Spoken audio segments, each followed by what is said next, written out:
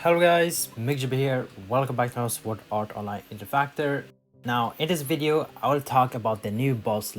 Oh my god, this boss gonna be really annoying once the GoG start. Right now it is pre-season, so we have a weaker version of this boss, but once the GoG start, it can be really annoying. Now, this boss is new. We have never got a new boss for GoG or Guild Raid before.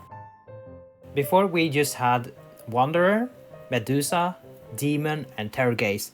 Those 4 boss has been our raid boss for Guild for 6 years. 6 years, yes. For all the players from back in 2018, we had GVE, which is Guild versus Event. That was our ranking. So we had already Wanderer, Demon, Medusa and Terrorgaze. Those were the boss we had. And then they released GoG in 2020 and they reused this boss again. After 6 years, they have finally released a new boss. Now this boss, a whale, is called Viaio Cetus. Hopefully I'm pronouncing right. Now why this gonna be really annoying?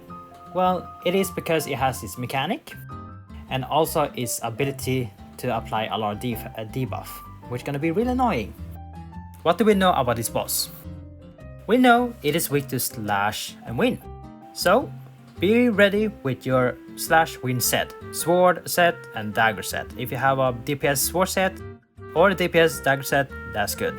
Right now it's just pre-season, right? So it doesn't have really high resistance to other elements, so that is fine.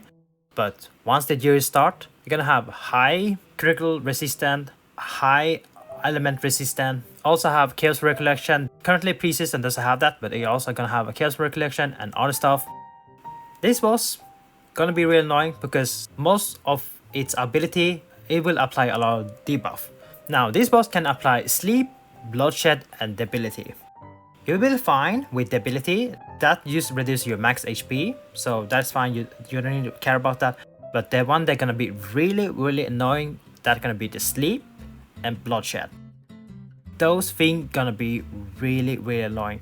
Now if you haven't farmed the underground before, where the boss applies sleep, that one is so annoying. Like if you don't have a high sleep resistance, you're gonna be stunned, CC'd for a really long time.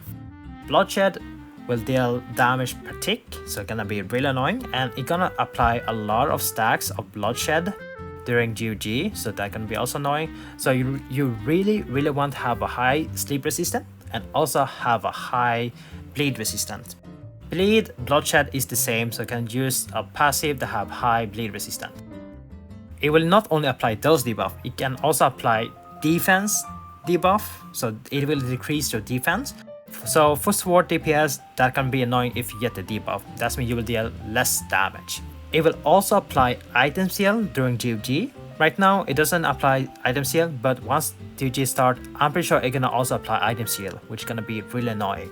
They might add more debuff, but we'll see once the GoG start. But for now, these 4 debuff, sleep, bloodshed, debility and decreased defense, those are the 4 primary debuff that this boss can apply. And once GoG start, I'm pretty sure it's gonna also apply item seal. For its ability, it can dive, which means it's gonna move a lot. That means we have to chase it every time it moves. We're gonna be real annoying because we're gonna lose a lot of time and we're also gonna lose damage.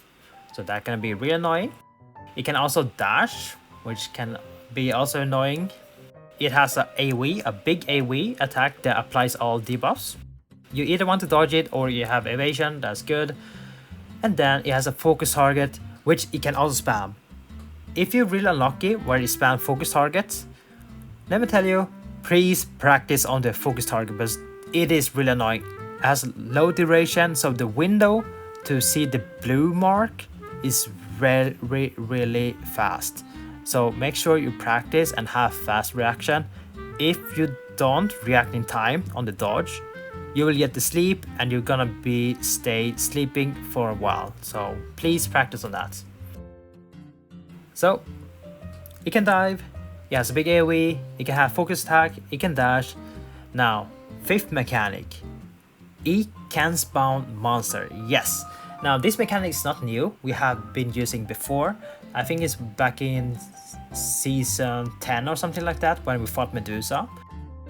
This mechanic spawns monster. Yes.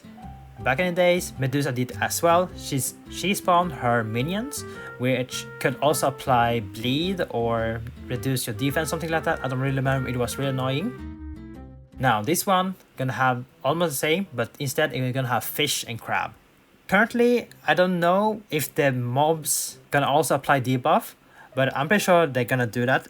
If they don't apply any debuff, that's really good. But if they do, oh my god, this is usually gonna be really annoying. The mechanic here is that once it spawns its monster, it will gain attack stack. So if you spawn like 10 monster, it will gain 10 stacks of attack. And that is gonna deal a lot of damage. During GoG, you're gonna have even more probably, you're gonna have more attack. So make sure you remove the attack stack. Now a skill that can remove attack stack is of course the popular Sarah Lancer Leafa. It is a really good skill. So make sure you have at least one person to have Sir Lance Leafa to remove attack and you'll be fine. But if you let this boss have the stacks on attack, it will deal a lot of damage, which you don't really want. You want to survive as much as possible. The good thing is that once you defeat the mobs will then apply debuff on the boss. You can now deal even more damage. We don't know how much HP the mobs gonna have during GoG. If they have similar HP like the underground mobs, that's gonna be really annoying. That means you also have to prepare AoE skills. So you will notice that it will spawn waves 4 times. Depends on the HP it had reached. Let's say it has 80% HP left, it will spawn the first wave. Then you reduce it to 60 HP, it will spawn another wave. Then 40 HP, it will spawn another wave, and 20 HP, it will spawn another wave. Something like that, right? It will also have Chaos Recollection, so remember that. That is also a thing.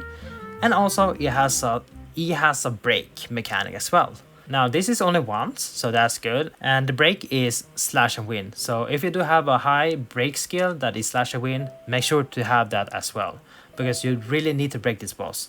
If you don't break the boss, you're gonna gain a buff that reduces your damage. So make sure to break the boss. If you don't, that run is dead. So there's a lot of stuff to go on, and probably a lot of people is trying to test to see how the boss is. But that is for now what we know about this boss, which is in the knowledge, which you can read more about. And yeah, so my opinion on this boss, this is gonna be really annoying when we are fighting during GoG as a guild. I'm pretty sure a lot of people are gonna be really annoying with the sleep debuff and the bloodshed debuff. Really annoying. You're gonna take damage and you're gonna be stunned forever. And I'm pretty sure the Japanese player, they're gonna have a really good strategy and beat it within 1 minute. Who knows? I mean, when it comes to slash content, we know that sword is broken, so we probably gonna have a really fast run.